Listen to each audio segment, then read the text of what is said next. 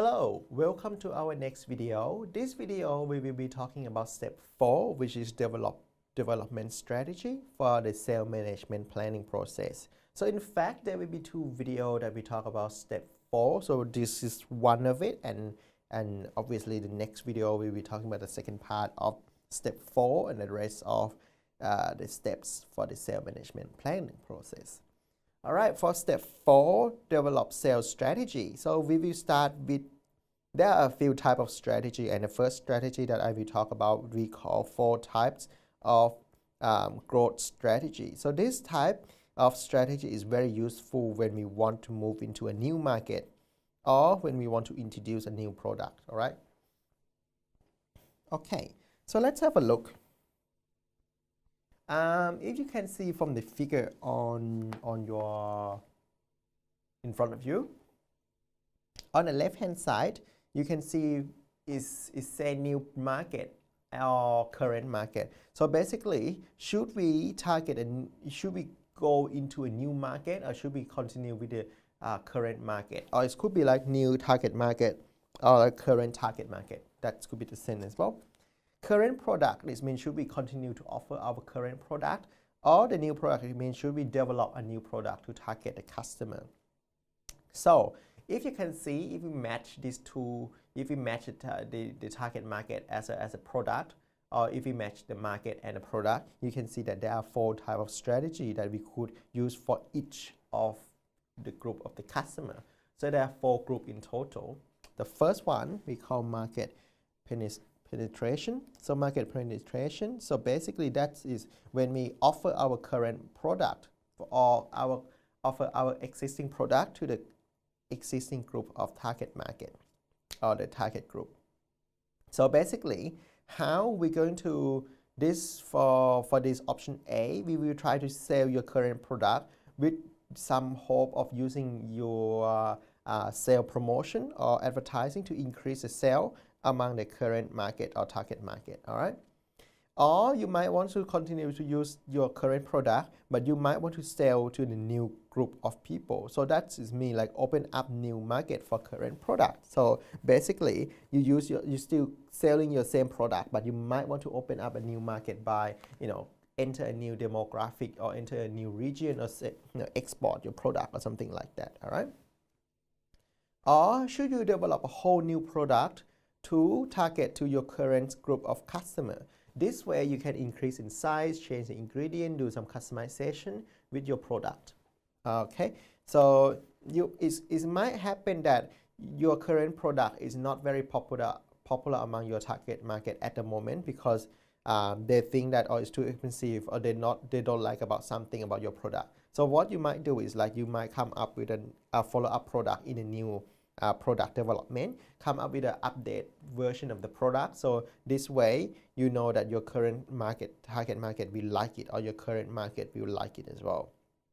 And a 4th strategy is that you develop a whole new product for a whole new market. This have been done a lot by big companies such as Virgin or like Woolworths or Coles, those home brand product where they develop a totally new product or a totally new industry and tap into it. So when you develop a new product targeting a new market, all right?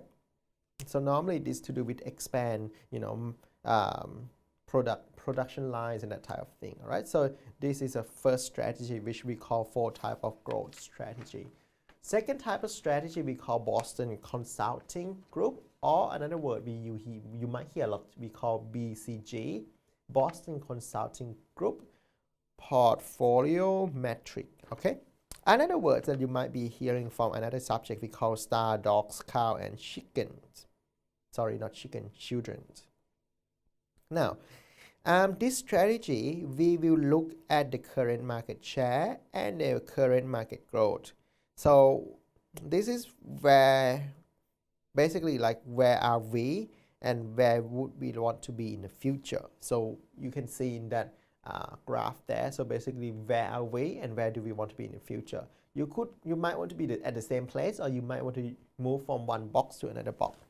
Now, on the left hand side, you can see the market growth or the market size. So the market growth is mean how much potential that the customer could buy from us. So the potential of the market growth. So the higher there are, it means the more customer available in the market, or the more potential that customer could buy from us. The less, it means there might be less needs in the market to buy from you.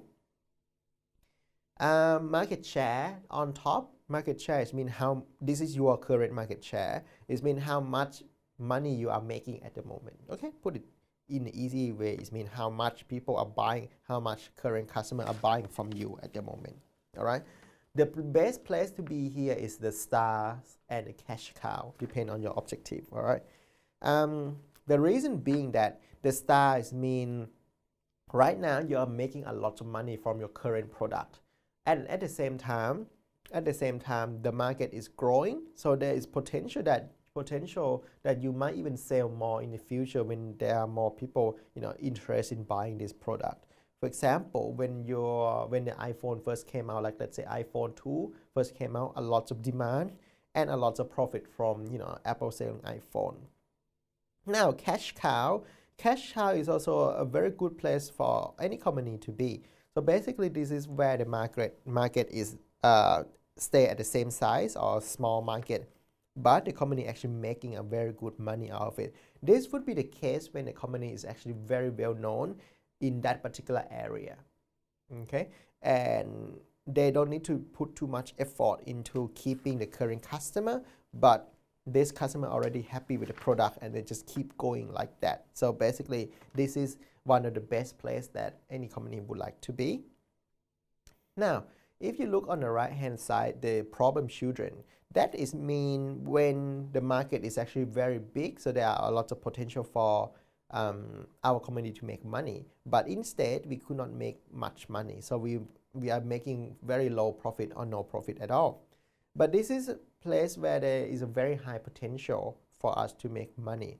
So what we could do for problem children is that we might want to cancel our current product, or we might want to play with promotion and advertising strategy for our current product and do a new product development, come up with a whole new product that will more sexy, will be more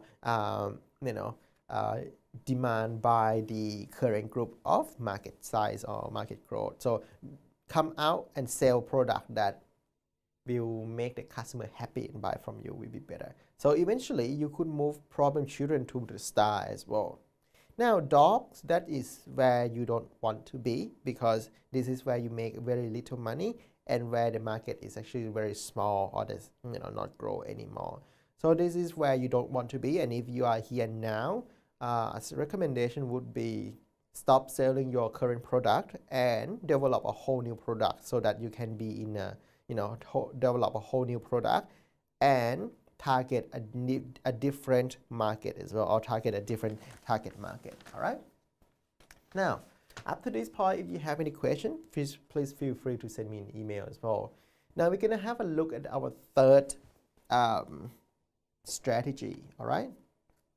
So next strategy, this one we call defining essential activities. So this strategy is depend on the customer characteristic and the nature of buying process, the nature of customer buying process. So where we are looking at so the customer characteristic is, what does that mean? It mean is it a large size or is it small size, or are this big group of customer or not? They have a high income, low income, have high buying power or low buying power. And so that basically is on the left hand side of the graph, and the lower part we call buying process. So are they high or low involvement product? Is this a complex product or not? Or the level of the product needs, is it how much is it? So basically we're looking at the customer characteristic versus buying process or buying pattern, that type of thing.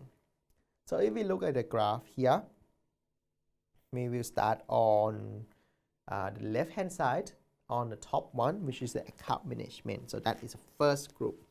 So the account management is where the customer are quite large and they also not demand too much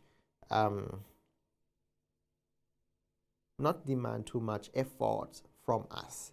So this is actually a very good place to be, because since there are a lot of customers, then this means there are lots of opportunity. So what we should do is we should target this group of customer by offering good service provider, good service, offering good performance, or try to create long-term relationship, try to create ongoing sale.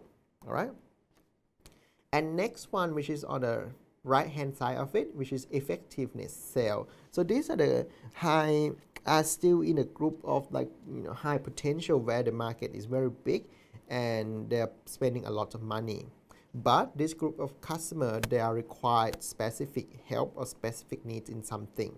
They might require high information or high solution needs, or some type of consultant, or they might want something to do with customization with the product. So what we should do some type of partnership with them. We should try to do like loyalty card. We should also try to customize the product for them. So willing to adopt or change for the customer. So, and we also have to offer some type of solution to the customer. So this group of people, once we can try to solve their needs, because since they got their specific needs or high needs, if we can solve that, most likely they will be happy and then continue with us. Now, let's have a look at another group of people which call effective selling.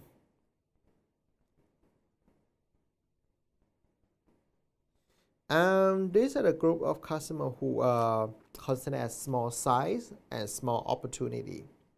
So they might spend less money, but at the same time, they also not require much information. So this might be a good group of customers as well, because since they require less, attention from us, we can sell some type of product that is like low price. And what we could do, an example you might see, could be like a vending machine where they know that there will be some people buying it, but not a lot. But the customer don't need to ask any questions, so they use like robot or like vending machine to sell the product to the customer. Okay, so that is one.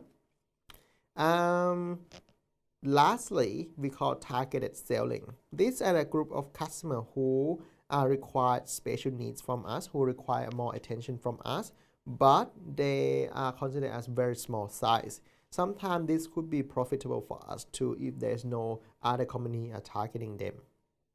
So the best solution for us is that we should try, if we want to target this group of people, we should try to quickly solve their needs and issues, and so then we can move to the next customer. The idea is that if we spend too much time on any group of this customer, we will make less money. So the faster we solve the problem, the faster we can get more money. All right. So here is a first section of the sales development strategy, or step 4 of the sales management planning process. Stay with us for the next video for the rest of the stages in the sales management planning process. All right. Thank you for listening.